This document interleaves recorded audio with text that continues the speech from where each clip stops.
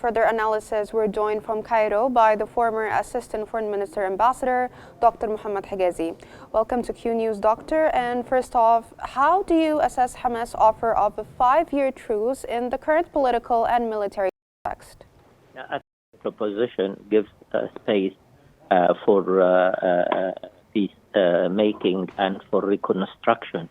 It is quite clear that what is dangerous and what fears Hamas is that Israel will take all its hostages and leave Hamas facing the wall, and that is not what intended to hand over prisoners in front of a long-term ceasefire. The efforts Egypt and Qatar is undergoing now is to convey those messages to the mediators, the United States, Qatar and Egypt, and they will move further into this proposition. It is quite logical that we need a long-term ceasefire, but Israel doesn't want Hamas also to exist in the occupied Gaza Strip. So the effort we should do how to formulate a pre-Gaza situation where Hamas is there as a political party, not as a militia or armed forces.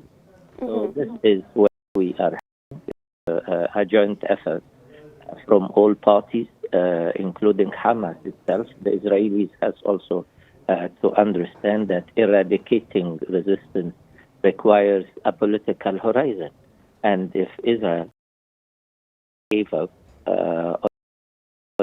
and positively meet the French initiative that President Macron announced that he will in the General Assembly announce the start of an international conference to recognize the state of Palestine in front of the recognition of the Arab and Muslim states of the State of Israel. So the two initiatives are complementary. A new Gaza, where a committee of social support, which is now under discussion in Cairo with a delegation of Hamas, will carry the key to the current stalemate. One is that Hamas might exist, but not as a military paratrooper, but it will act like one of the political landscape of the Palestinian authorities. And they were, at the time the coup d'etat, the Palestinian Authority enjoying majority in the Legislative Council and the Prime Minister office. Late Ismail Haniyeh was the Prime Minister of Palestine. And this in itself shows that the political horizon for Hamas as an integrated part of the Palestinian movement is quite logical, not the militia that is causing trouble. Sorry for cutting in, sir, but with Egypt always being at the forefront efforts of the mediation, if you can expand on the role that Egypt is playing behind the scenes in shaping the ceasefire talks and how influential it is.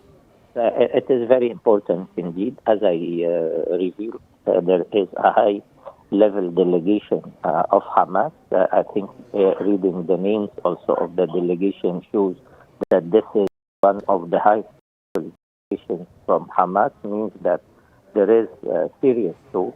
You may recall President Abdel Fattah al-Sisi was in Doha and Kuwait, but he was in Doha in particular to discuss certain proposition from Egypt, maybe the 5 to 7 years long-term ceasefire suggested, that has been taken to Washington by the Prime Minister and Minister of Foreign Affairs of Qatar, Sheikh Mohammed bin Rahman Al Thani, Abdul Rahman Al Thani.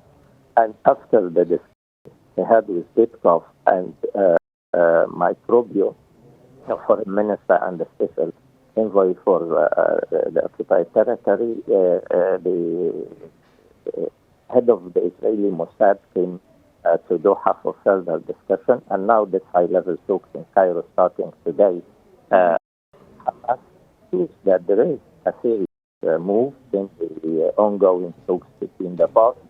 Hopefully, after also the humanitarian catastrophe happening now in Gaza and the international organization, UN international organization, are announcing, declaring Gaza as a safe zone of panic and this dangerous humanitarian situation. Besides the start of Israel paying prices in Gaza, in the 5 soldiers being killed and many wounded over the past 3 Yes, building on what you're saying, given Israel's new military plans presented by Eyal Zamir during the cabinet meeting targeting Gaza alongside the targeting of the West Bank as well, how realistic is a ceasefire agreement in the near term? Israel is not acting alone and it doesn't have the final say. The final say will be given by the United States. And President Trump is about to arrive to the region as from the 13th of May to the 16th, I guess. And before this visit, I believe that all efforts and all pressures will be put on Israel to accept the ceasefire agreement, being it short or long. But don't forget that the internal situation in Israel is quite shaky and in disarray.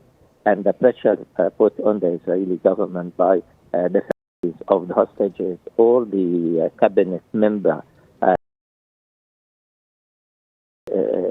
is a showcase of internal disturbances that might influence the final decision of Netanyahu, who will not bear the pressure before he arrives.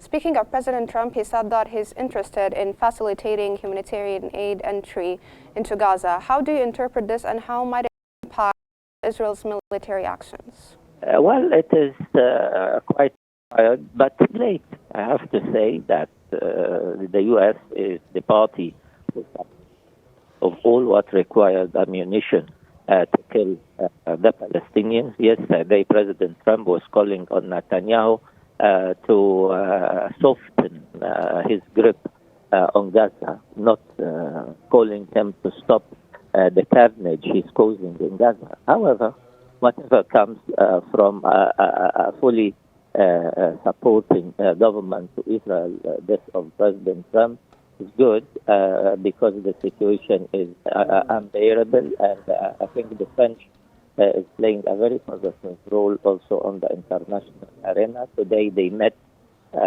although with Zelensky in Vatican in Rome before the funeral of late Pope Francis. But certainly they talk about the French initiative, they talk about a ceasefire agreement must have taken place, and it will be among the topic of discussions of many leaders being now in the Vatican in Rome. From Cairo, that was the former Assistant Foreign Minister Ambassador, Dr. Mohamed Hegazy. Thank you so much for joining us here on Q News.